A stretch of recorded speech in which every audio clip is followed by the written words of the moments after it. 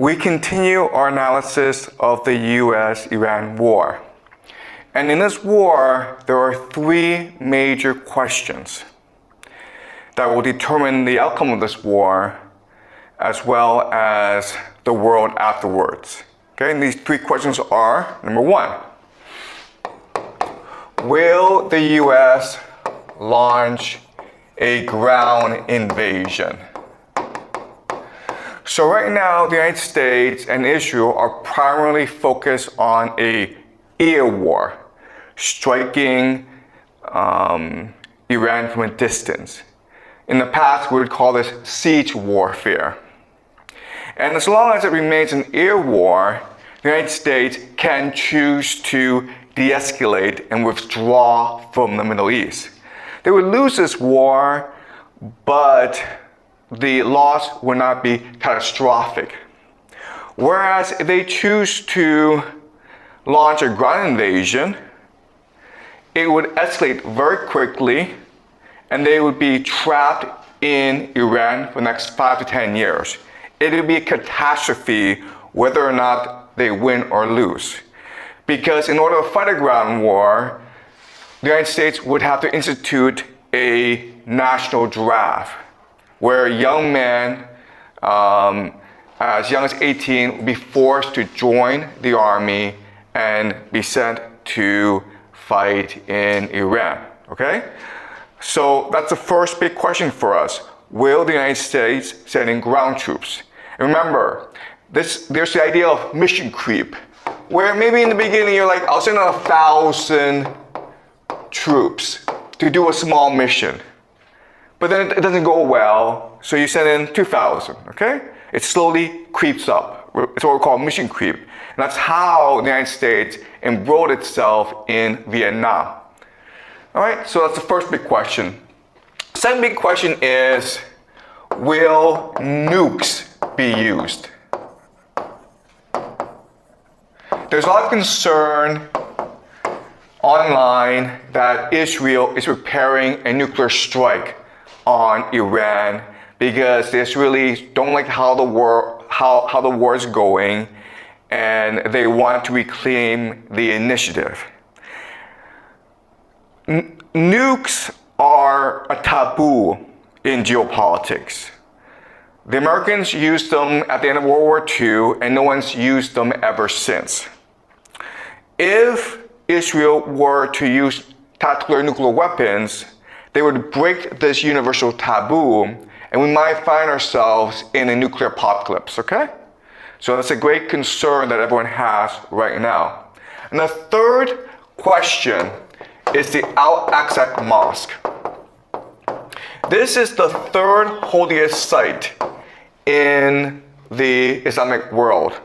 There's Mecca, there's Medina, and there's the Al-Aqsa Mosque. The Muslims believe that it is from the Al-Aqsa Mosque in Jerusalem where Muhammad ascended to heaven. And the Jews believe that the Al-Aqsa Mosque sits on the site of their temple, which is the house of God. So religious Jews, extremists, want to destroy the Al-Aqsa Mosque to rebuild the third temple. And if the religious Jews, the extremists, destroy the Al-Aqsa Mosque, then the 2 billion Muslims in this world would be religiously obligated to go to war against Israel. Okay? So these are the three big questions that will determine how this war will determine the future of the world.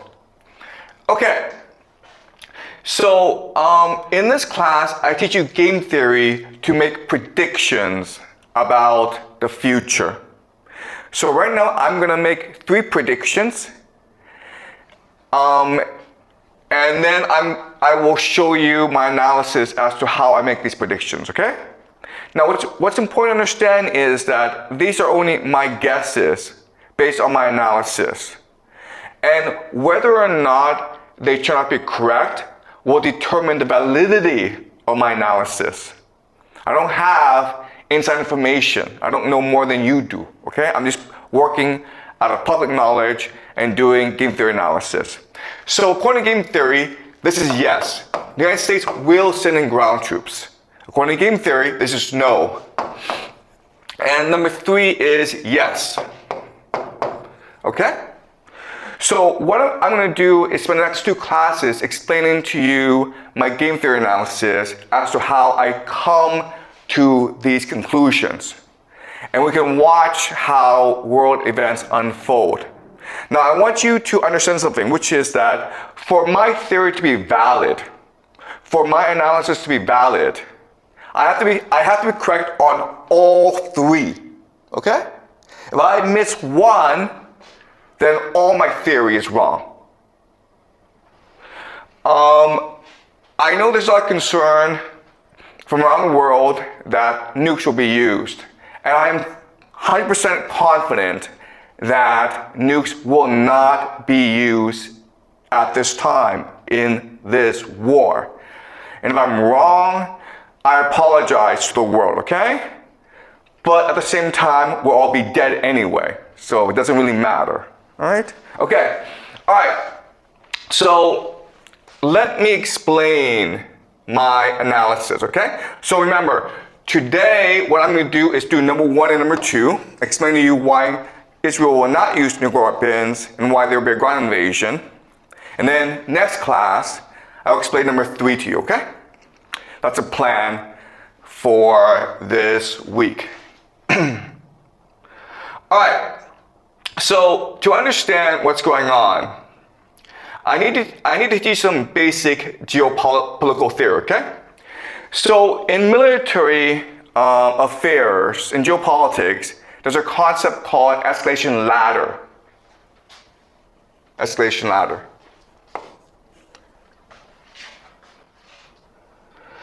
Okay?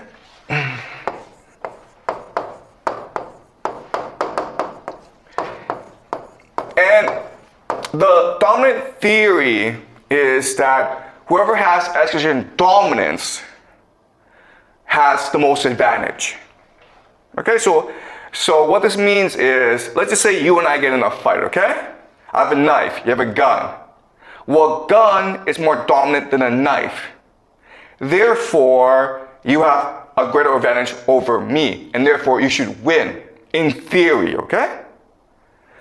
And applied to this war in the Middle East, Israel and the United States have escalation dominance because they have nuclear weapons, and Iran doesn't.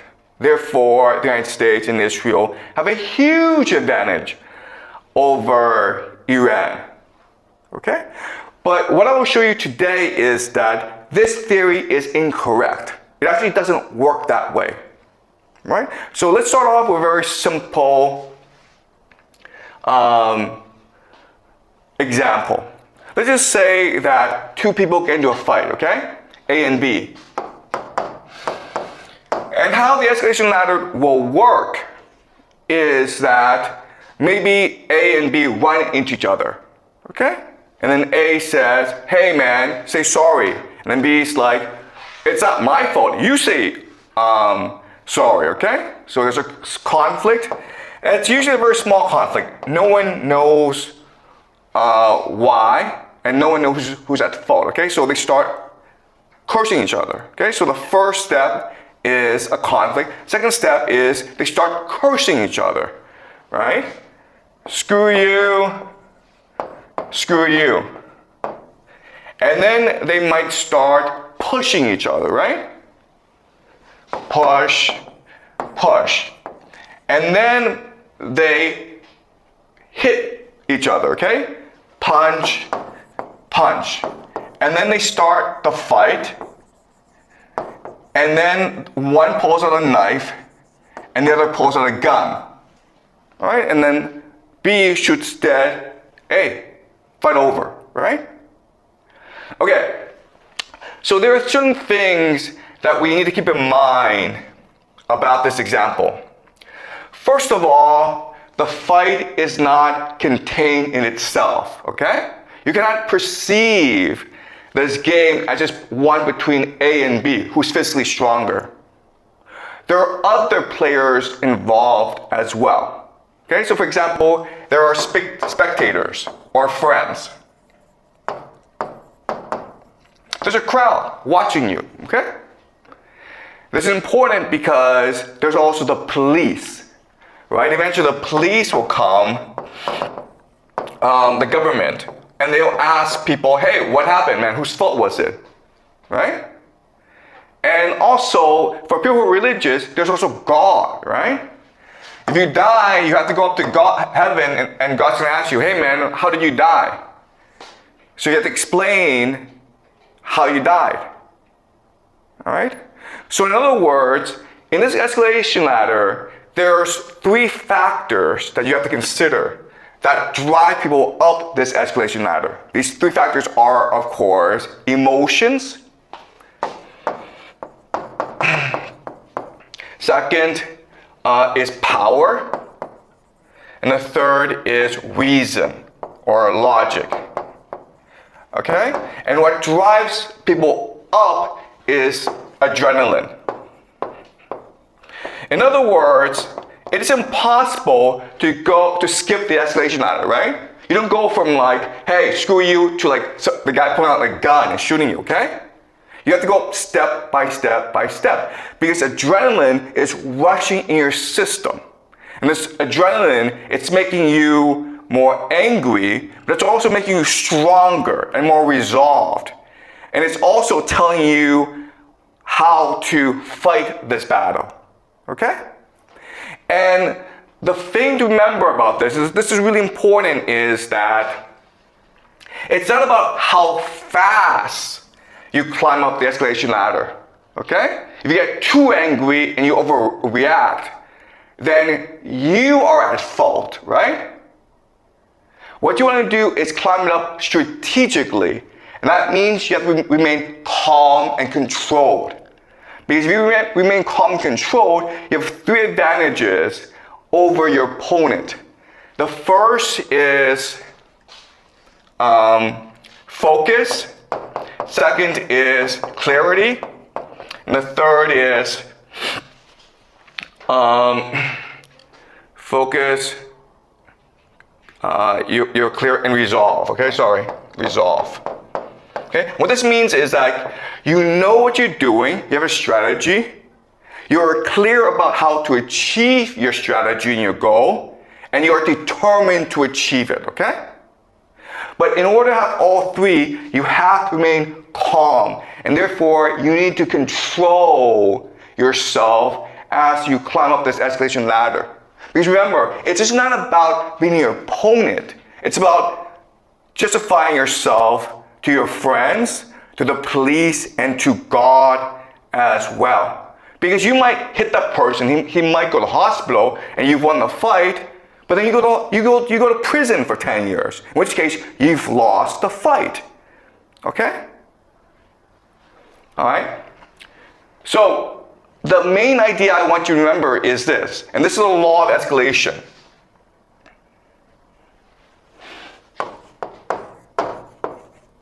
And this is a very important idea in my game theory model. Control is more important than dominance. Okay? Control is more important than dominance. Why? Because control is the idea of calibration. Calibration means that you time or you structure or you strategize your response in a way that helps you achieve your strategic objective. Okay, you're not just throwing punches, you're throwing a punch in a certain way that allows you to defend yourself, that strikes fear in the opponent, and also allows you to seem as the good guy among spectators. Okay, and then when the police come, you can justify why you threw that punch in a certain way to the police so that you don't go to jail. Okay?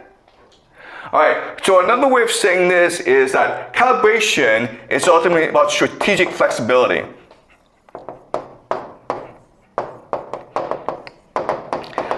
And the idea of strategic flexibility is, in a fight, the person who has the most options, the person who has the most flexible strategy will usually win the fight. Okay? This is a law of escalation, and I'll explain to you how this applies to the US-Iran war. Okay? All right. So before I actually talk about the war, what I want to do is do a thought experiment to examine how we're going to understand what's going on between the United States and Iran. Okay? So let's do a thought experiment. And the thought experiment is this. Let's just say that there's a bully, okay? And he's the biggest guy in the school. And he has a gang, okay? These are his friends. And there's like maybe 4 of them. And so what they do is they basically prey on everyone at the school, okay? And there's maybe 100 people at the school, right? And so what they do is they make everyone in the cafeteria pay a tax. Okay, if you want to go in the cafeteria and eat, you have to pay a tax. Maybe $1, who knows, okay? And the friends of the bully go collect the tax and then give him all the money, okay?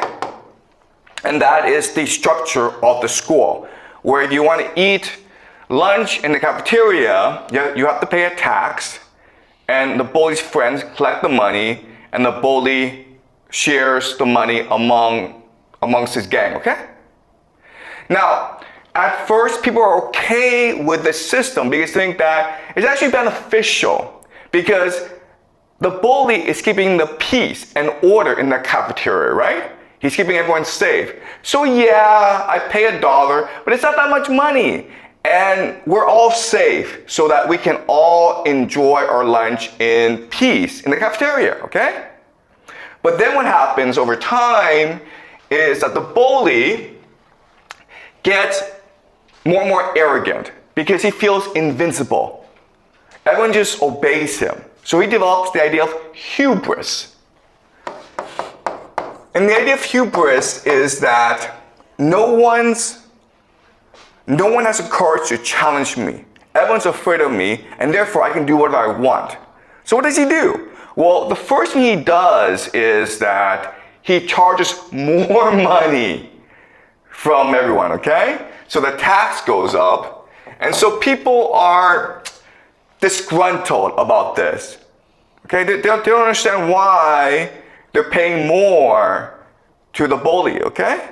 But not only that, but what he will also do is pay less money to his friends so that he can have more money because he wants to buy a car or he wants to go to Paris for the summer, okay? Does that make sense? Okay, so everyone's not happy about this, but this is the reality that they live in, and there's nothing they can do about it. And so people just put up with it. One day, a new kid comes into the school, okay? The new kid.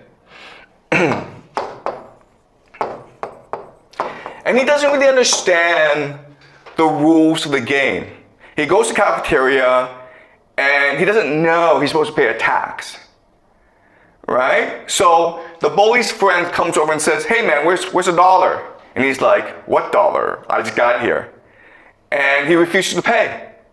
And so what they decide to do is teach him a lesson by ostracizing him, by making him sit alone by himself in the cafeteria. Okay, you have no friends because you don't know the rules and you refuse to play along. And the new kid is like, "I don't care. I'm happy not having any friends." Okay?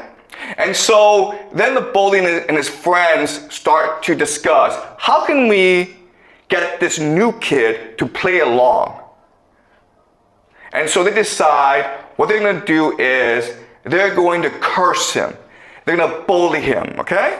So the new kid goes to lunch and he's eating his lunch, And the friends come down and start to curse him, says, "You're a wimp. Do you want to fight us?" And what the new kid does is he just ignores these guys. And these guys are like, "What's going on, man? Why is he afraid of us?" And slowly what happens is that the other people, the other kids, recognize that, wow, maybe it is possible to rebel against the bully. Maybe it is possible not to pay these stupid taxes. And so they start talking to him secretly, okay? They give him presents. They start to smile at him, to say hi to him, okay? But the new kid just ignores everything, right? And then the friends are like, you know what? We don't actually benefit this much from this relationship anyway. Maybe if we appoint this new kid as the new bully, the new boss, he'll treat us better. And then you have other friends who are like, you know what? This bully, he's fat, he's ugly. Maybe I should be the boss, okay? So just because a new kid comes in, doesn't know the rules, and he's willing to challenge the reality, challenge the assumptions, the values of this cafeteria, now there's dissent. Now there's rebellion going on, okay? And different people are talking to him and trying to form alliances with him. But what he does, and it's really, really interesting, is that he just ignores everyone and keeps focused, okay? And then one day, the bully's friend comes over and says, you know what, you're a whip. And the new kid finally says, I'm not afraid of you, okay? And then this friend goes back and tells his boss, hey, this new kid said, he's not afraid of you, man. What are you gonna do about it? And the bully gets really angry and says, I'm going to go punch his face, okay? So the bully goes in front of the new kid and says, if you don't apologize, I'm gonna punch you in the face. And the new kid's like, what did I do wrong? What should I apologize for? And the bully's kind of confused, so he goes away, comes out the next day and says, you apologize now, man! And the kid's like, okay, for what? Tell me to apologize for what? And this goes on for a long time, okay? And then eventually, the bully gets so pissed off that he punches the new kid in the face, okay? So he started it. The new kid, he's hurt, but he decides to punch the bully back in the face, okay? And the bully's stronger, so he beats the bully up. So he beats up the new kid. But what's happened now is that everyone in the school has seen that the bully is not that strong. Everyone's seen that the bully is actually pretty weak. And so they recognize that, hey, if we stand alongside the new kid, we can beat the bully. All right? And eventually what happens is the bully is defeated. Does that make sense to you guys? All right, so certain things to understand is that, yes, the bully has escalation dominance because he's stronger and he's the biggest kid in the school. He can beat up everyone. But what wins the fight is control. What wins the fight is calibration, strategic flexibility. The fact that the new kid has many different options, and he's picking the option that is most strategically advantageous to him. Okay? Now, and what you will notice from this example is the bully doesn't have that many options, actually, because he needs to maintain the idea of face or credibility, right?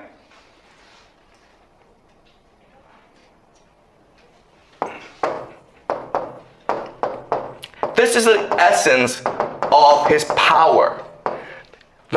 His power lies in the fact that if you do not listen to him, if you do not obey him, he will come and beat the crap out of you. right? That's credibility. And but the moment that you show that, it's actually not that big of a deal to be punched by him. He's not that strong. Then he loses all credibility, okay? Which means that he either retreats or he's forced to strike harder, to kill you, okay, to maintain his credibility. So another way of saying this is that by calibrating your movements strategically, you can manipulate the bully into self-destruction. Does that make sense to you guys? All right? Any questions?